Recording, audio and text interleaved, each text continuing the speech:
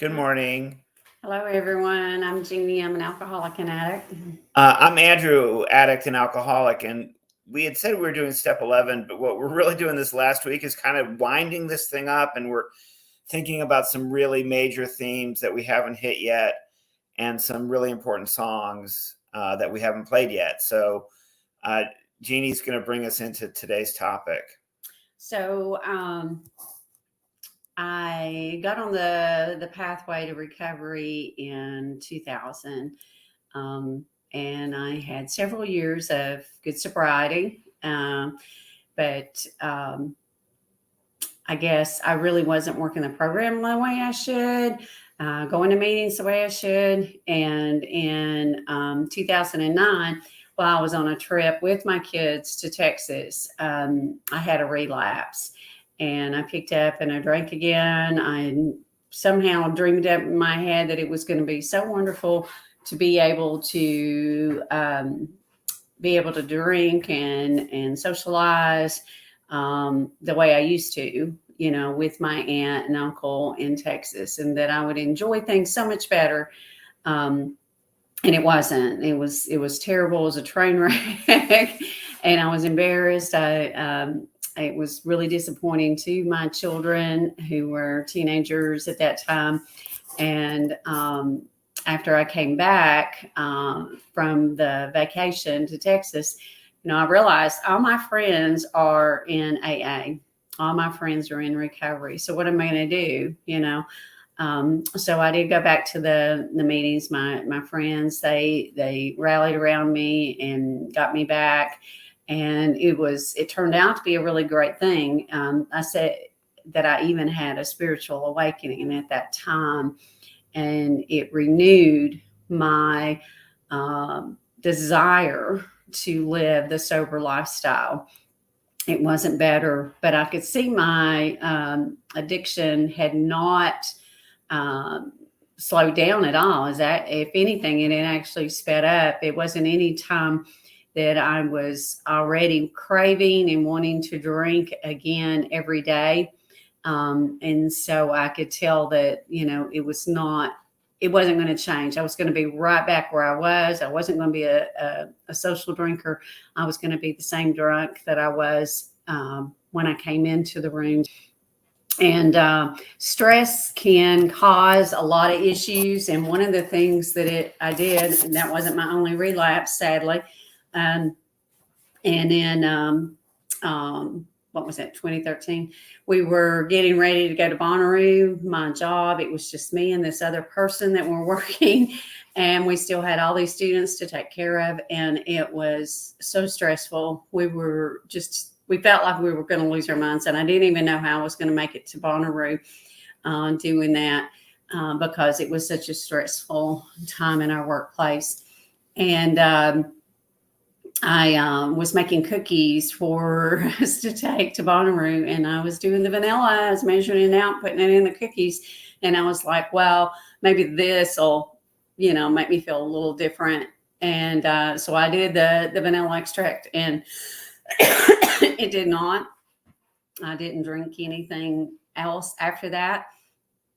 It probably, to be honest, was not even a real slip, but when I shared that to my husband and everything and my sponsor, they were like, you really should go ahead and pick up a white chip and start over the process, which I did. And it's humiliating, but also it's humbling. You need to humble yourself and realize that alcohol always tries to be more powerful than me. So I have to reach for a higher power and humble myself and say, I need help. And so my sponsor was able to do that for me. And I picked a couple of readings today. Andrew actually helped me with it. One's from the Daily Reflection. Bill W. talks about slips instead of the word relapse. He says slips. A relapse can provide a positive experience toward abstinence and a lifetime of recovery. And then from the big book, though it is infinitely better that we have no relapse at all. It's been true. Many of the people, it is by no means a bad thing in some cases.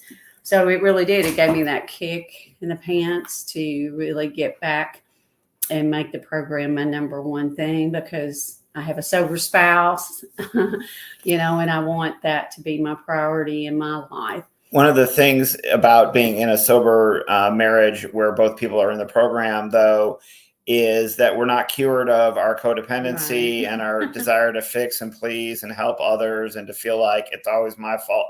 If something's wrong, it's always my fault, and never necessarily being able to accept the good things when they happen. Oh, I'm not worthy of that.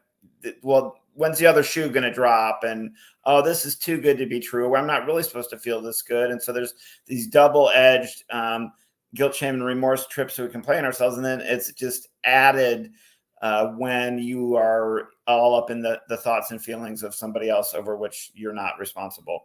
So I try to be very responsible in the most nagging, annoying, awful way. And we are at a festival, and I'm like, go tell this person. And it was very difficult couple of days. Yeah. But in the middle of that, we went to the main stage at Bonnaroo and saw a hip hop star called Macklemore.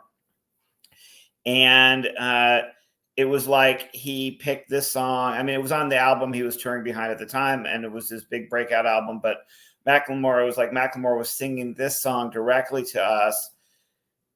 She's crying. He's wearing a fur coat on a summer day. It's blazing hot. It is so hot. And the chorus is, if I can be an example of getting sober, then I can be an example of starting over.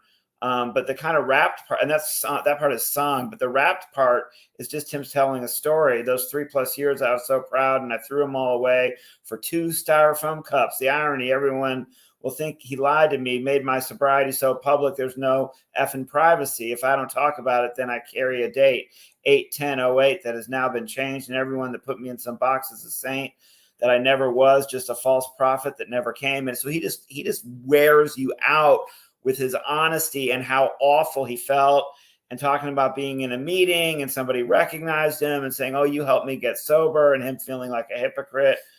He says, deceit on your shoulders, deceivingly heavy weight. Haven't seen tears like this on my girl in a while. The trust that I once built's been betrayed, but I'd rather live telling the truth and be judged for my mistakes than falsely held up, given props and loved and praised. And so when we mess up, we fess up. And that is the hardest part of this walk, but to be wrong and to make mistakes and get in trouble and be a goofball. So one of the steps is step 10. When we were wrong, we promptly admitted it. And to do a step 10 is just such a relief to not let it fester for a long time. Yeah. That friend of Jeannie's, who's now passed away, actually came into a meeting one time and admitted that they'd been drinking for years and coming to meetings and hiding it from their spouse, hiding it from all their friends, and they completely owned it. And it really put this whole experience in a new perspective. And she just celebrated 10 years since that event. Yes, I just celebrated a few days ago. Sorry, I don't have my coin here in front of me, or I'd show it to you. But yeah, and you don't lose the years of sobriety that you had previously. That was another thing that really, it bothered me so much, that instead of having 23 years, I'm back at 10. But I'm building a new path, a new way to live, and so yeah, and you can do it too. They say that is one of the problems with the program, that there's too much importance placed on how many years you have. And so it's always good to remember, it's just one day at a time, 24 hours. That's all that you need to worry about today. Don't get in your head that you have to be, so many years down to be able to get this program. It's just one day at a time. One day at a time, which we'll keep talking about tomorrow. But we're going to drop that Macklemore song and the reading from the literature that she just shared. And one cool thing about that too, he was in that fur coat and it was so hot, and he took it off and he passed it out into the crowd and let somebody else put it on, take a picture. And then the people in the crowd were so honest, instead of taking it and shredding it. You've seen things be thrown into a concert pit and people just shred it so they get a little piece of it. They put it on and then they passed it all the way back up to him unharmed. And I was so impressed that people would do that, at a concert. And anyway, it just, to me, spoke about the spirit of Bonnaroo, and what a loving place it is. And then to have Macklemore, like Andrew sing that, after I had relapsed, it really meant the world to me. So we're so grateful that people have actually watched these. We only got a couple of more. We'll be finishing up in a couple of days. Thank you so much for coming to Grooves and Gratitude, day number 26. Have a wonderful day. Love y'all. Bye.